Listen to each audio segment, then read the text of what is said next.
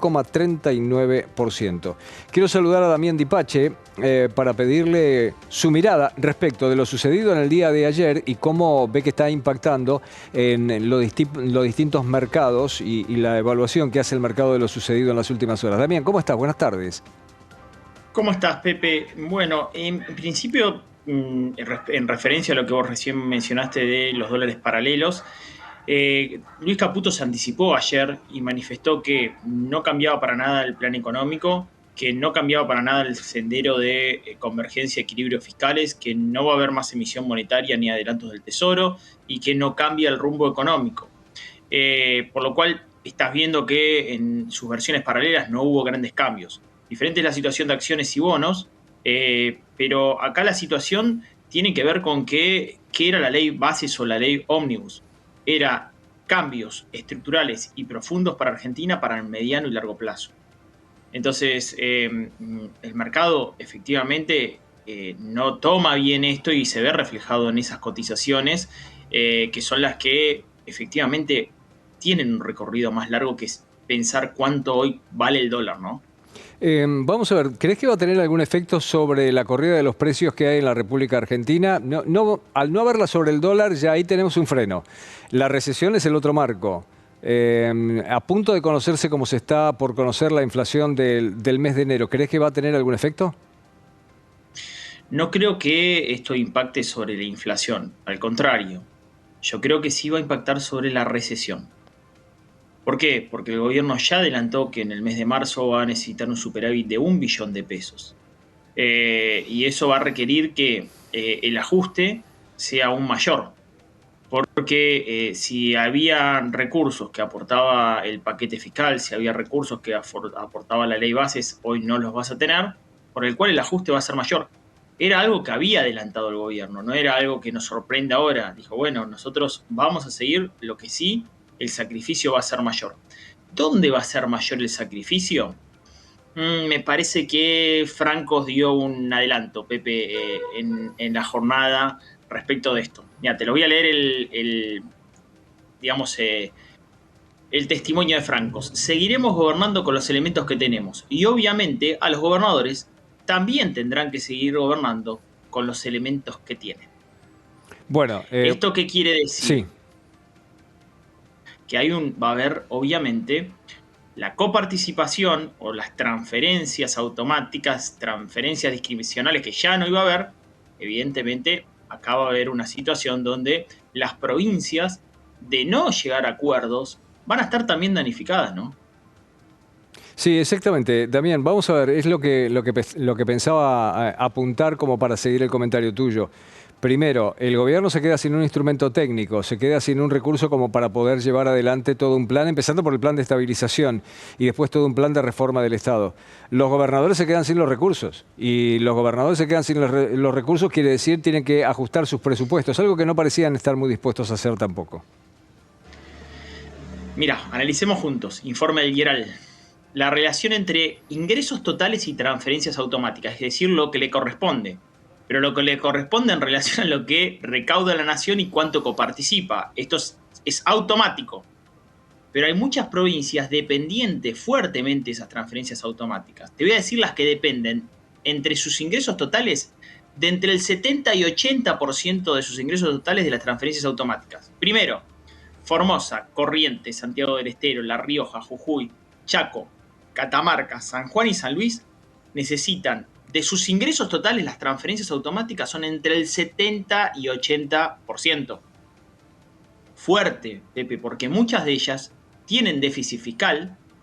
Una sola, bueno, recurrió al BOCADE, a este bono que es La Rioja. Pero algo más. Muchas de ellas tenían transferencias discrecionales para poder, de alguna manera, compensar ese déficit fiscal. ¿Y quiénes eran? De todos sus ingresos totales, La Rioja el año pasado tenía transferencias discrecionales por el 12,5% de sus ingresos totales. O sea, 12 pesos de cada 100 dependían de que el Estado Nacional le transfiera, ya no automáticamente, sino discrecionalmente, a esta provincia. Buenos Aires 9,5%, Santiago del Estero 9,4%, Chaco 9%, Misiones 8,9%, Tucumán 7,2%, Formosa 7,2%, Catamarca 6,4%. Estas provincias no les cierran las cuentas. Y acá efectivamente va a haber una tensión. va a haber una tensión. La sensación, Damián, es que tanto el gobierno nacional y a la par los gobiernos provinciales se han pegado un tiro en el pie. Punto uno. Segundo, ¿cómo salen de esa situación? ¿Crees que ahora sí va a haber una tendencia a emitir cuasimoneda? Bueno, ten en cuenta que tampoco tendría el aval de Nación, porque a diferencia de lo que fueron las cuasimonedas en el año 2001, que el Estado Nacional incluso emitió cuasimoneda, que en aquel momento eran las LECOP, provincia de Buenos Aires fue Los Patacones, el Chaco fue Quebracho, pero tenía el aval nacional, o sea, tenía el aval de, señores, esto es provisorio, quédense tranquilo que la Nación sale a rescatarlo. Milei dijo que no. Entonces esas cuasimonedas no van a valer nada, porque no tienen el aval, y es un bono de deuda. Quiere decir que si estas provincias no solucionan su deuda, ese bono va a valer mucho menos porque sabe que va a ser impago. No lo va a pagar, ¿entendés? La gobernación que lo saque. Porque tiene déficit, porque no está yendo hacia un superávit fiscal que pueda efectivamente, con su nivel de ingresos, pagar esa colocación de ese bono que coloca en el mercado. Por lo cual va a valer cero en algún momento, porque va a perder fuertemente valor esa colocación. Por lo cual, reitero, es una situación muy complicada. Queda todavía una traba en el camino, que es, y veremos qué pasa, que es el DNU, si se aprueba o si se rechaza. Esto quedó pendiente también. ¿Qué va a pasar con el paquete fiscal? Ley Ómnibus, ¿se va a desarticular en lo que yo digo vagones de tren? Y ahora analizaremos el colectivo completo, si no iremos analizando vagón por vagón en ordinarias.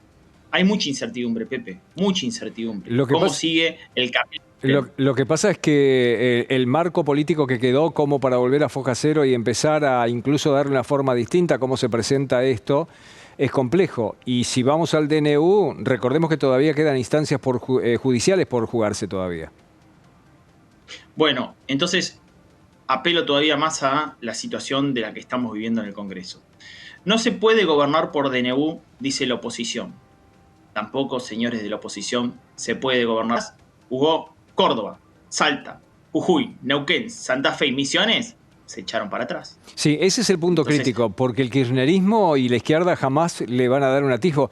El kirchnerismo y la izquierda entienden que cuanto peor mejor, y ese es el objetivo que tienen. Sueñan con un escenario de crisis absoluta, incluso con la especulación de poder volver al poder. O sea que dentro del sector intermedio, de ese bloque federal, es donde puede estar la negociación, que quedó completamente trabada, ¿eh? Bueno, que de hecho, fíjate que ese sector de Unión por la Patria termina aplaudiendo a los dialoguistas que se oponen a la ley. Entonces, ahí también, déjame decir dos cuestiones. Una, primero, me parece que desde Milei va todo por todo, entonces se va a encontrar de que si quiere cambiar de cuajo las situaciones, esto le va a suceder, que por lo menos dentro del Congreso va a encontrar oposición hasta incluso de los dialoguistas. Segundo, que la chicana, la ofensa, también se paga caro. A veces hay que ser mucho más diplomático. ¿Por qué? Porque si vos querés efectivamente cambiar las cuestiones, te encontraste con las actuales reglas políticas. A la gente lo votó porque justamente quería cambiar todo de fondo. Pero es el Congreso que le tocó. Es lo que la gente hoy votó. La representación del pueblo está en ese Congreso. Entonces me parece que va a haber que también cambiar de estrategia en ese sentido, porque si no va a ser muy complicado para poder avanzar, ¿no? Damián, ¿qué lectura te parece que estaría haciendo a esta hora el Fondo Monetario Internacional? Mirá, por lo que da a trascender Luis Caputo y acertadamente, me parece que para los cambios estructurales de Argentina en el mediano y largo plazo, mala. Para el corto plazo, buena, porque en definitiva Caputo intensifica efectivamente el equilibrio fiscal. Equilibrio fiscal que lo vamos a pagar todos, Pepe. Quiero decirle a la gente que nos está escuchando, lo vas a pagar con suba de tarifa más acelerada, lo vas a pagar con transporte público más acelerado, eliminación de subsidios, las provincias lo va a pagar con menor transferencias de recursos, todos vamos a pagar. Ahora yo no sé si va a ser 40-60, ¿eh? Yo no sé si va a ser 40. ¿Te acordás esa frase de Milei? 40 lo pone la sociedad, 60 lo pone la política. No lo sé. No, me quedan mis dudas ahora si va a ser 40-60 o 50-50 o se revierte esto y efectivamente terminamos pagando todos este descalabro que tuvimos en el Congreso de la Nación Argentina durante un mes, ¿no? Ya que mencionaste a Caputo, dijiste que Luis Caputo había señalado unas horas antes, tal vez previendo el cuadro de situación, que no afecta demasiado el programa económico. La pregunta es, ¿qué programa económico? Porque no hay un programa económico en toda la línea, no hay un plan de estabilización en toda la línea. Hay una serie de medidas que se impusieron para evitar la hiper. Pero el plan económico en buena medida también dependía de la aprobación de esta ley ómnibus, o por lo menos de parte de ella. Y eso no sucedió. Yo creo que Caputo tiene una mirada muy financiera y dentro de su, caparazón del plan económico, tiene un plan económico de convergencia fiscal equilibrio, tiene un plan que es la parte monetaria, dejar de emitir. Hoy está colocando títulos de deuda en el mercado, pero dejar de emitir, o sea, que no haya una emisión monetaria real, sino que efectivamente se deje de emitir y asistir al tesoro. Y otra parte que es la cambiaria, que es la famosa Crowley-Peck del 2%, que parecería ser que queda retrasado. Pero efectivamente, después de la ley, yo creo que ahí sí podría tener un programa con objetivos, un programa, digamos, con un plan de estabilización un poco más sólido. Bueno, esto efectivamente tira mucho por la borda parte de ese plan. ¿En qué tiempos? ¿Con qué recursos? Hay que rever todo para poder generar ese plan de estabilización. Porque reitero, la ley bases es justamente un sendero que le podía dar al Estado, al sector público, otro tipo de horizonte. Ahora es al revés. Yo creo que va a haber que vamos a tener que esperar mayor liderazgo del presidente para mostrar ese horizonte en esta transición y ver cómo desde el punto de vista económico los resortes nos terminan afectando aún más la vida de la gente en la recesión que va a haber, que es caída de la actividad económica, que ya lo venimos viendo, con caída del consumo, ¿no? Entonces, si es un ajuste fiscal y el sector público era el que motorizaba efectivamente el consumo privado en nuestro país, ahora se va a ver más afectado. Damián, gracias por el tiempo. Un placer, abrazo grande, Pepe. Damián Di Pace.